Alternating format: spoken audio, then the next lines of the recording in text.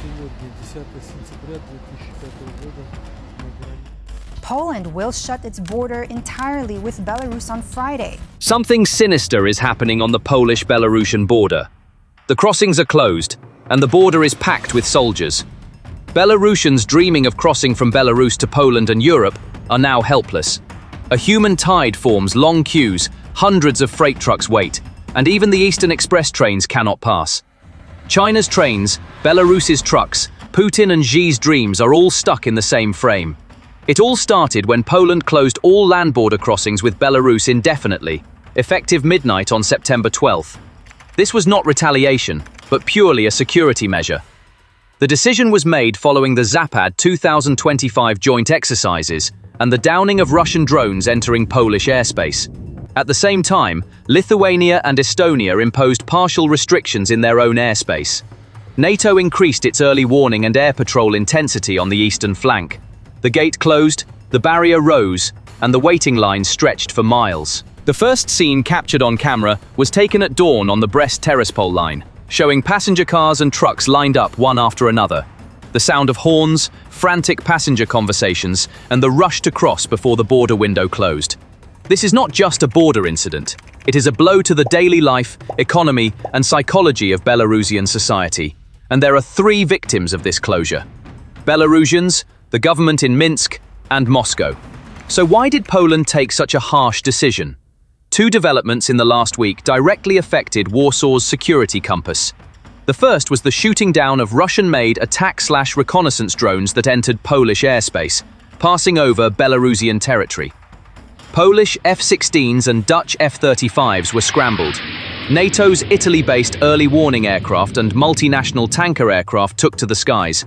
Patriot batteries stationed in Germany were on high alert. Polish authorities announced that drones repeatedly violating Polish airspace were shot down. Press releases from the Dutch Ministry of Defense and NATO also confirmed that F-35s played a direct role in these operations. It was not disclosed exactly which weapons were used to shoot down the drones, but the standard air patrol configuration of F-16 and F-35s includes AIM-120 class medium-range air-to-air missiles and close-in gun/CI strike options. It is likely that the drones were shot down with these. While the airspace was being scanned end-to-end, civilian flights were temporarily suspended and runways were closed at some airports. This was one of the harshest immediate response scenarios seen to date on NATO's eastern flank. The second development was Poland's military and physical reinforcement of its eastern border.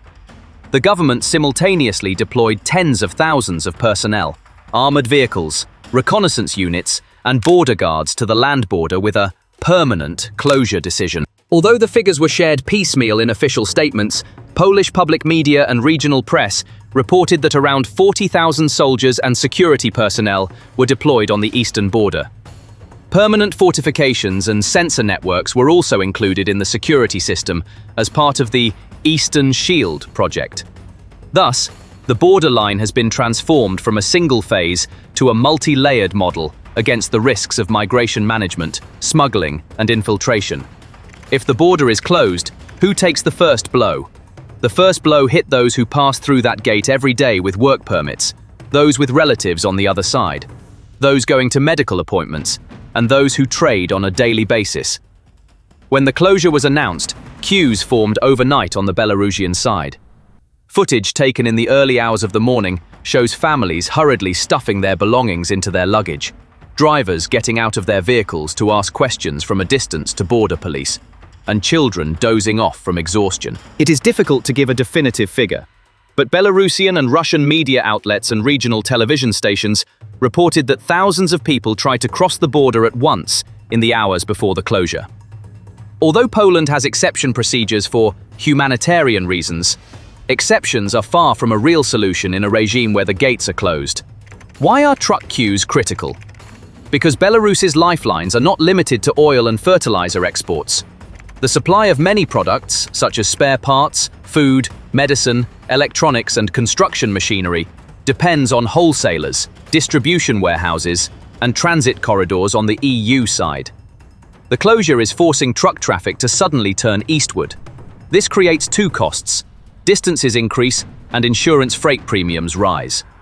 Moreover, Considering that the fuel market within Russia has already been under pressure in recent months due to refinery fires, repair cycles and temporary export bans, the fuel, spare parts, service triangle is becoming more expensive and irregular for the Belarusian TIR fleet. Supply plans will be revised, delivery dates will be extended, and losses of perishable goods will increase. Polish press and regional news channels reported that hundreds of trucks and over 1,000 passenger vehicles were waiting within the first 24 hours of the closure, with the queue spilling into city traffic in some places. During the same period, even Belarusian state media acknowledged unusual congestion at some crossing points, which is a rare admission. The sudden closure of borders disrupts people's plans, but the real damage comes from uncertainty. If there is no answer to the question, when will the border gates open, all scheduled tasks such as school registration, employment contracts, supply agreements and hospital appointments are disrupted. Banking transactions are delayed, false alarms are triggered on card spending, and the inflow of cash in euros, dollars from abroad decreases. This scenario rapidly increases psychological tension in a country like Belarus, which is centrally planned and security-focused. Meanwhile, there is a donation campaign for Ukraine by United24 in the video description. If you want to take part in the fight for freedom, we are waiting for your support. Now let's get back to our main topic. The question, should we stock up, circulates in people's kitchens, and a reflex to fill up fuel tanks out of caution emerges at city gas stations. Even without actual scarcity, the feeling of scarcity pushes prices up. Some people look for ways to leave Belarus. Some use legal visa channels, others take illegal paths. This possibility is not new. Since 2021, irregular crossing pressure along the Belarus-EU border has been increasing in waves. Monthly reports from the Polish Ministry of the Interior and Border Guards show that attempts at irregular crossings originating in Belarus have risen again throughout 2024 to 2025, with thousands of attempts recorded in a single month in August 2025. Closing the border does not stop this traffic overnight. It changes the route, increasing the risk and cost. On the other hand, geography is like an economics lesson. As alternatives diminish, bargaining power declines. With the door to the west closed, Belarus's goods and people are effectively forced to use Russia as their main exit-entry route. This increases the weight of ruble-based transactions, limits foreign exchange earnings, and inflates logistics costs. In recent months, Russia's fuel market has been volatile, with sales quotas and queues appearing in some regions. This also affects Belarusian transporters and industrialists' access to fuel. Moreover, as sanctions controls tighten, the grey areas in re-exports and third-country routes are shrinking. As a result, Belarusian producers transport goods at a higher cost over longer routes. Belarusian consumers see higher prices on store shelves. Currency shocks and inflation expectations widen the wage-price gap. What is Poland's 40,000-person arrangement aiming to achieve? Maintaining a high number of ground forces serves three purposes. First, to establish a 24/7 reconnaissance and intervention cycle along the entire border. Border guards, gendarmerie, army units, and police are united under a single command and control network.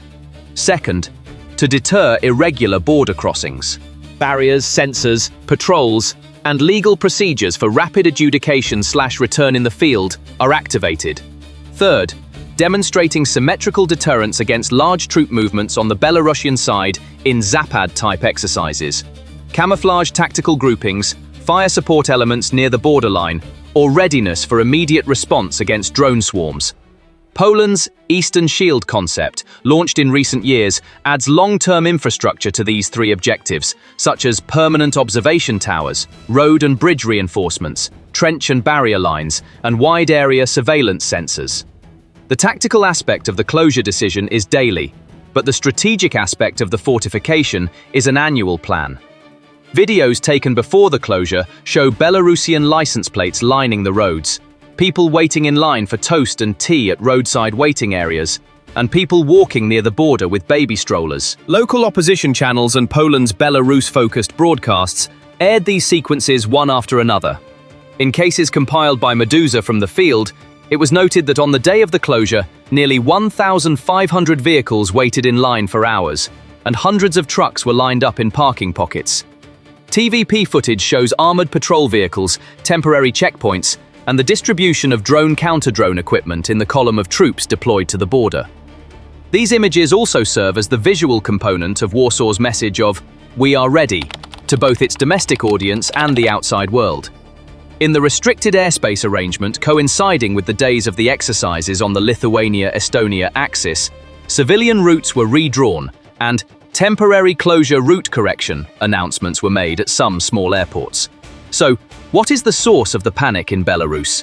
The answer to this question actually comes with another question: the anxiety of what will happen tomorrow.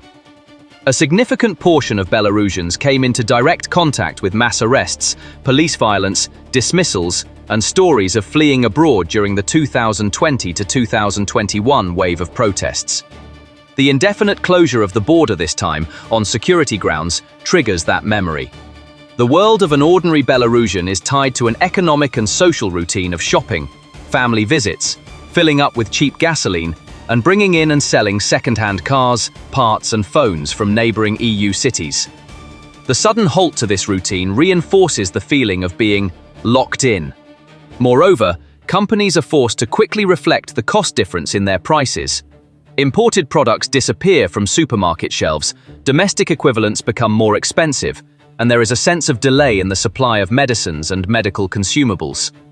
In an economy like Belarus, where wages are low and savings are limited, this shock instantly crushes household budgets. Keeping the border closed is not a matter of foreign policy for the Lukashenko administration, but an internal political risk. With the economy already overly dependent on Russia due to sanctions, the former increases the cost to the economy, the latter increases tension with the Kremlin. Poland's tough decision and NATO's joint intervention contradict Moscow's thesis that NATO's red lines are loose. The downing of drones and the closure of the border have three consequences for Russia. 1. The lever extending to the EU via Belarus weakens. The hybrid migration pressure and the gains from tactical tension at the border diminish. 2. NATO's air-land joint reaction chain has been tested and appears to be operational. This increases the risk of new steps. Third, as the Belarusian economy becomes more fragile, Minsk's requests for assistance increase. This means an additional burden on the Russian budget. Although Kremlin spokespeople describe the decisions as political and provocative, the reality on the ground shows that the nerve endings of European capitals are working faster this time. So, how did Poland shoot down the Russian drones, and what systems were in place? Official reports did not specify the type of ammunition. In such cases, information about which missile is often classified. However, it has been confirmed that Dutch F-35s and Polish F-16 were deployed in joint sorties, and the threatening drones were destroyed in the air. The operation was supported by a NATO AWACS and a multinational tanker aircraft.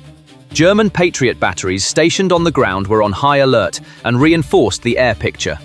This scenario brought together Poland's short to medium range layer, such as its F-16s, and ground-based VSHORAD/SHORAD networks, with NATO's long-range layer, including F-35s, AWACS, tankers, and Patriots, on the same screen. Jets typically use active radar-guided AIM-120 class missiles for similar missions. Cannon fire is also possible under suitable conditions for low-speed, low-altitude targets.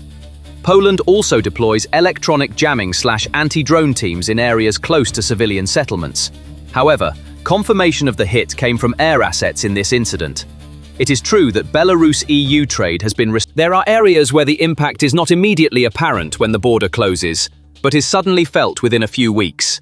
Health and education.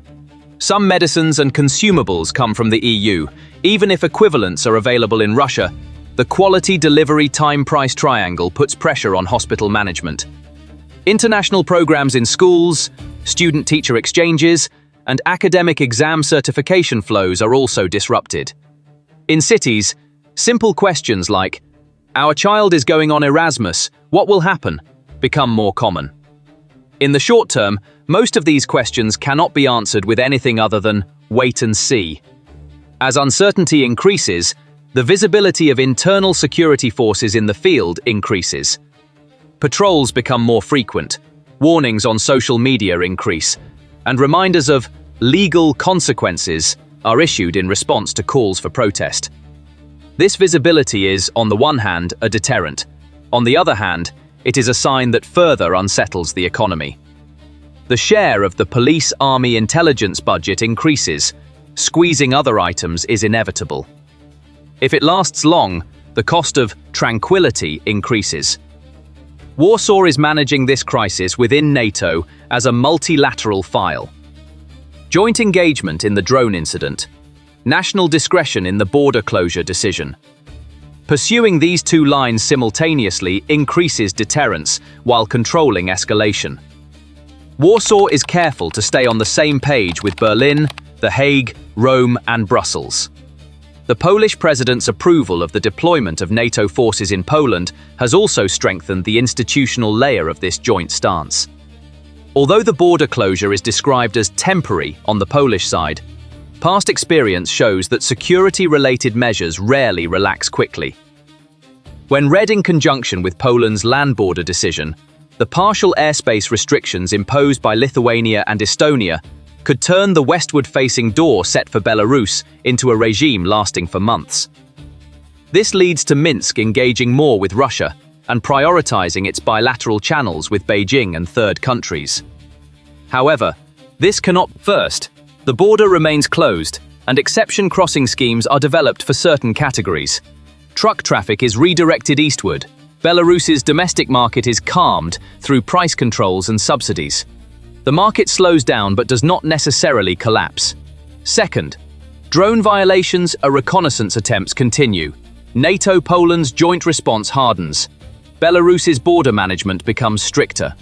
In this scenario, the feeling of being in a locked room increases within Belarus.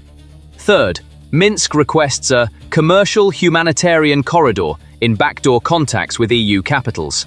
In return, it promises technical cooperation on security and migration management.